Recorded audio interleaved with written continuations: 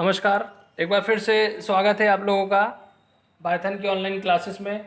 ये हमारे string functions का दूसरा पार्ट है। इसमें हम लोग दूसरी कैटेगरी जो देखने जा रहे हैं वो है सर्चिंग सब स्ट्रिंग। मतलब किसी एक स्ट्रिंग के अंदर हमको कुछ सर्च करना है तो उसके लिए रिलेटेड फंक्शन कौन कौन से होंगे, आइए देखते हैं, स्टार्ट करते हैं।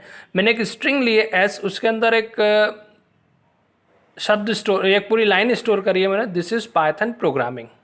ठीक है, अब जो जो फंक्शंस होते हैं हम देखते हैं उनको एक एक करके। पहली लाइन में हम जो फंक्शन पढ़ने वाले हैं वो है एंड्स विथ।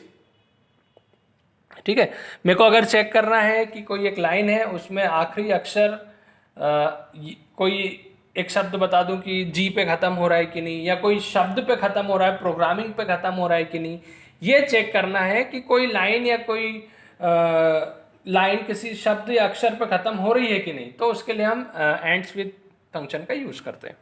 मैंने 2 बार इसको यूज़ किया है। देखिए, एंड्स विथ और पूरा एक शब्द दे दिया प्रोग्रामिंग, और एंड्स विथ जी, तो दोनों ही सही है। पाइथन प्रोग्रामिंग में प्रोग्रामिंग भी आखिरी शब्द है और आखिरी अक्षर जी है, तो देखिए दोनों में आपको क्या मिलेगा, ट्रू प्रिंट हो जाएगा, है ना। ट्रू या फॉल्स प्रिंट करेगा। अगर कंडीशन मतलब हमने जो दिया वो ट्रू है तो ट्रू प्रिंट कर देगा, और अगर गलत है तो फॉल्स प्रिंट कर देगा। इसी तरह से अगला फंक्शन है स्टार्ट्स विथ। स्टार्ट्स विथ में भी देखिए मैंने एक शब्द दिया दिस और अक्षर दिया टी, तो दोनों ही सही है ना। पहला शब्द दिस है और पहला अक्षर टी है, तो इसलिए दोनों क्या आ गए हमारे, ट्रू आ गए। समझ में आया आपको एंड्स विथ और स्टार्ट्स विथ। दूसरा होता है काउंट। काउंट में हम क्या कर सकते हैं, किसी एक स्ट्रिंग एस में कोई एक शब्द को काउंट करना है। जैसे मेरे को काउंट करना है कि पी कितनी बार आया, तो डबल कोट के अंदर मैंने लिख दिया पी, तो ये हमको बता देगा कि आपका पी कितनी बार आया, 2 बार आया। आ गई बात समझ में। अब अगला फंक्शन हम देखेंगे फाइंड। फाइंड के साथ हम एक शब्द दे देंगे, ठीक है। वो शब्द हमको ढूंढना है कि वो स्ट्रिंग या सब स्ट्रिंग उस पूरी की पूरी लाइन में है कि नहीं। तो मैंने देखिए पहले क्या दिया, PROG, तो ये क्या करेगा, PROG का जहां पहले अक्षर, PROG का पहला शब्द क्या है, P, तो P का जो पहला इंडेक्स है वो दे देगा, है ना। तो ये आउटपुट के रूप में आपको दे रहा है 15। आगे बात समझ में। अब 15 इंडेक्स है इसका, क्योंकि 15 आपको कम ऐसा लग रहा होगा ज़्यादा, तो ये जो स्पेस है उसको भी एक इंडेक्स मिलता है, ध्यान रखिएगा, काउंट कर लीजिएगा। जो PROG का पहला शब्द है वो 15th इंडेक्स पे ही होगा P। अच्छा, अगर मैंने ऐसा शब्द दिया, जैसे मैंने दिया फाइंड जावा, तो अब यहाँ कहीं जावा तो लिखा नहीं है, तो अगर आप किसी ऐसे शब्द को ढूंढ रहे हैं जो उसमें नहीं है, तो फिर उस केस में वो आपको आउटपुट के रूप में -1 रिटर्न करेगा। समझ गए। अब एक और फंक्शन होता है आर फाइंड पी। देखिए मैंने आर फाइंड के साथ पी दिया, तो ये क्या करेगा, पी जितनी बार भी आया है उसमें सबसे आखिरी बार जहां आया है वो इंडेक्स बता देगा। मतलब यदि हम किसी शब्द को ढूंढ रहे हैं तो वो शब्द अगर एक से ज्यादा बार आया है तो वो जो आखिरी बार आया है उसका इंडेक्स बता देगा। तो देखिए प्रोग्रामिंग में मैं पी को ढूंढ रहा हूं, तो पी एक पाइथन में आया और एक प्रोग्रामिंग में आया, तो आखिरी वाला पी कहाँ है, ये वाला है, तो इसका जो इंडेक्स होगा, जैसे अभी हमने देखा था इसका इंडेक्स 15 था, है ना, तो वो इंडेक्स हमको रिटर्न कर देगा। ठीक है, आया समझ में। इसी वीडियो में हम लोग एक कैटेगरी और देख रहे हैं फंक्शंस की, हमारे स्ट्रिंग फंक्शंस की। Stripping unwanted characters from a string, मतलब कोई एक स्ट्रिंग में से हमको अनचाहे कैरेक्टर्स को हटाना है, तो वो कैसे हटाएंगे, उसके लिए कौन से फंक्शंस होंगे वो भी हम देखते हैं। तो पहला है इसमें एल स्ट्रिप। अब देखिए मैंने एक स्ट्रिंग लिखी है एस, उसमें हेलो स्टूडेंट लिखा है। हेलो स्टूडेंट के लेफ्ट की तरफ खाली स्पेस दिख रहा है, राइट की तरफ खाली स्पेस दिख रहा है। अब मेरे को लेफ्ट की तरफ अगर खाली स्पेस हटाना है तो उसके लिए एल स्ट्रिप, राइट की तरफ से हटाना है तो आर स्ट्रिप, दोनों तरफ से हटाना है तो स्ट्रिप। तीनों ही मैंने लगा दिए, एस डॉट एल स्ट्रिप। तो इसका आउटपुट देखेंगे आप, लेफ्ट में से जगह हट गई है। एस डॉट आर स्ट्रिप लिखेंगे तो देखेंगे आप कि लेफ्ट की तरफ जगह है, राइट की तरफ से जगह हट जाएगी, और स्ट्रिप से दोनों तरफ से जगह हट जाएगी, लेफ्ट और राइट से। तो जो अनचाहे कैरेक्टर्स हैं उनको हटाना है तो हम strip L strip, R strip और स्ट्रिप का यूज़ कर सकते हैं। मान लीजिए मेरे को किसी एक शब्द को हटाना है, तो एक चीज़ ध्यान में रखिए कि हम कोने के शब्दों को हटा सकते हैं स्ट्रिप फंक्शन का यूज़ करके, बीच के शब्द को नहीं हटा सकते। जैसे एक स्ट्रिंग लिखी हुई है AMIATA, अमाइता।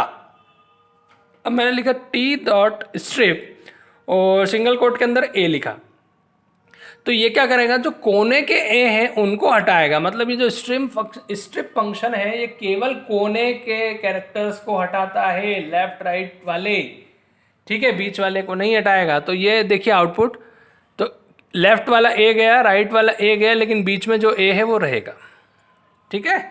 तो ये हो गए हमारी अगली कैटेगरी के फंक्शंस। अब अगली कैटेगरी देख रहे हैं हम लोग हमारे स्ट्रिंग फंक्शन की। ये है टेस्टिंग फंक्शंस।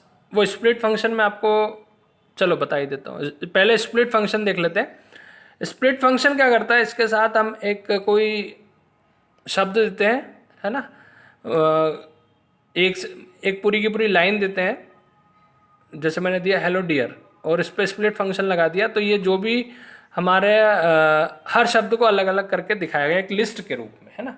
ये पहला शब्द हेलो, तो ये एक अलग लिस्ट का एलिमेंट हो गया। दूसरा डियर, ये अलग लिस्ट का एलिमेंट हो गया। मतलब उस लाइन में जो भी टेक्स्ट लिखा होगा उसके हर वर्ड को एक अलग लिस्ट के आइटम के रूप में हमको स्प्लिट करके या अलग करके हमको दिखाता है। हेलो अलग, डियर अलग, ऐसे जितने भी होंगे सब अलग अलग होंगे, ठीक है। अब अगली कैटेगरी पे आते हैं हम टेस्टिंग फंक्शंस में। टेस्टिंग फंक्शन जो होते हैं वो इस से शुरू होते हैं, है ना। देखिए मैंने 3 स्ट्रिंग ली है। के में लिखा है BCA3, पी में लिखा है खाली BC और टी में लिखा है 1 2 3। अब पहला फंक्शन है वो बताता है, पूछ रहा है इज अल्फ़ा। इज अल्फ़ा मतलब कि पूरे के पूरे अल्फ़ाबेट हैं क्या, ठीक है। ये आउटपुट इधर है, देखते चलते हैं। ये बोल रहा है के में क्या है, इज अल्फ़ा मतलब पूरे के पूरे अल्फ़ाबेट हैं, बताइए है क्या, नहीं है। BCA के मतलब जिसके अंदर BCA3 है, तो 3 अल्फ़ाबेट थोड़ी ना, इसलिए पहला वाला क्या हो गया हमारा, फॉल्स हो गया।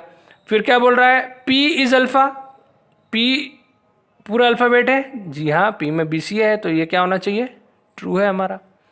फिर तीसरा बोल रहा है के इज, देखिए ये अल्फ़ा हो गया, इज अल्फ़ा वाला फंक्शन हो गया, है ना। पहला फंक्शन हो गया हमारा इज अल्फ़ा, जिसमें चेक करता है कि सारे अल्फ़ाबेट्स हैं क्या, सारे अल्फ़ाबेट होना चाहिए, एक भी नंबर नहीं होना चाहिए, नहीं तो फॉल्स दे देगा, जैसा भी आपने देखा। अगली कैटेगरी है is ALNUM, is alpha numeric, है ना। ये अगले 2 फंक्शन जो आपको दिख रहे हैं वो इज एल नम मतलब अल्फ़ा न्यूमेरिक, ISALNUM। तो ये बोल रहा है के अल्फ़ा न्यूमेरिक है क्या, जी हाँ, अल्फ़ा न्यूमेरिक मतलब अल्फ़ाबेट और नंबर दोनों होना चाहिए, है BCA3, तो देखिए ट्रू मिल गया, ठीक है। अब पी जो है, पी बोल रहा है कि अल्फ़ा न्यूमेरिक है क्या। अच्छा अब देखिए ये P दिखने में हमको अल्फ़ा न्यूमेरिक नहीं लग रहा है ना, BCA खाली कोई नंबर नहीं है, लेकिन यहाँ पे भी ये ट्रू देगा,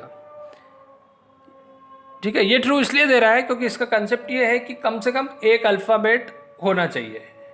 अल्फ़ा न्यूमेरिक मतलब वो ये बोल रहा है कि नंबर नहीं होगा तो चलेगा, है ना। इसका कंसेप्ट ये है, इसमें ध्यान रखिएगा, नंबर नहीं है तो चलेगा, लेकिन अल्फ़ाबेट तो होना ही चाहिए कम से कम एक, है ना। तो इज अल्फा, अगर नंबर नहीं है तो भी वो ट्रू देगा। अगला है इज डिजिट, मतलब डिजिट है क्या, तो देखिए 1 2 3, T = 1 2 3, तो इज डिजिट है, लेकिन के साथ हमने इज डिजिट लगाया, तो के में डिजिट है क्या, तो देखते हैं हम लोग। इज डिजिट मतलब पूरे के पूरे डिजिट होना चाहिए, तो BCA3 में पूरे के पूरे डिजिट नहीं है, इसलिए यहाँ फॉल्स आ गया। और T जो है उसमें पूरे के पूरे 1 2 3 है, इसलिए यहाँ पे ट्रू आ गया। फिर होता है इज लोअर इज अपर, तो ये बोल रहा है के में बोल रहा है इज लोअर है क्या, सारे के सारे लोअर हैं क्या, हाँ जितने भी अल्फ़ाबेट है सब लोअर है, इसलिए ट्रू। और वो बोल रहा है के में सारे के सारे अपर है क्या, कहाँ है, बी सारे के सारे तो स्मॉल है, इसलिए ये क्या आ गया, फॉल्स। तो ये होता है हमारे टेस्टिंग फंक्शंस स्ट्रिंग पे, जिसके अंदर इज अल्फ़ा आता है। इज अल्फ़ा मतलब जब सारे के सारे अल्फ़ाबेट्स होंगे तो ट्रू देगा। इज अल्फ़ा न्यूमेरिक ट्रू कब देगा, अगर एक भी अल्फ़ाबेट आ गया तो ट्रू देगा, है ना। अगर नंबर हो या नहीं हो उससे कोई फर्क नहीं पड़ता, एक भी अल्फ़ाबेट आ गया मतलब ट्रू। इज डिजिट मतलब सारे के सारे डिजिट होंगे तो ट्रू देगा, और इज अपर और इज लोअर सारे कैपिटल होंगे तो इज अपर ट्रू देगा, नहीं तो फॉल्स। सारे के सारे छोटे होंगे तो इज लोअर ट्रू देगा, नहीं तो फॉल्स। ठीक है, ये हो गए हमारे फंक्शंस पूरे स्ट्रिंग के। तो अगर इन सारे फंक्शंस में आपको अगर कोई डाउट हो तो पूछ लेना, और चैनल को सब्सक्राइब जरूर कर देना। और एक और चीज़ का यहाँ ध्यान रखो, देखो इतने सारे फंक्शन हैं तो हमारे नॉलेज के लिए हमको पता होना चाहिए कि कितने फंक्शंस होते हैं, कौन कौन से फंक्शंस हो सकते हैं। एग्जाम पॉइंट ऑफ व्यू से आपको 5 से 6 फंक्शन लिखने को आएंगे या लिखना है आपको, अगर आपसे पूछा जाए तो 5-6 फंक्शन तो एक सब पक्के होने चाहिए आपको। वैसे तो कोई डिफ़िकल्ट नहीं है ना। तो ये मत सोचना कि इतने सारे फंक्शन, क्योंकि पाइथन में बहुत सारे फंक्शंस आपको अभी आगे पढ़ने हैं। ठीक है, तो 5-6 तो हर टॉपिक में आपको फंक्शंस याद रखना ही पड़ेंगे। चलिए मिलते हैं अगले वीडियो में फिर से। नमस्कार।